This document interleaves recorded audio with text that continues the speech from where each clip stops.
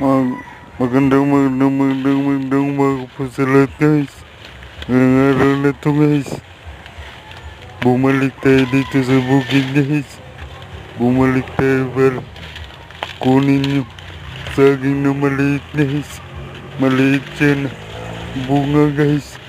Di naman natin to pwede ibinta guys dahil masisira yung pangalan natin guys. Nagbenta tayo ng maliit na saging guys. Pero itong saging na to guys, kukunin natin to at saka painugin para may ulam natin. Yan na lang natin gagawin guys para rin may vitamins.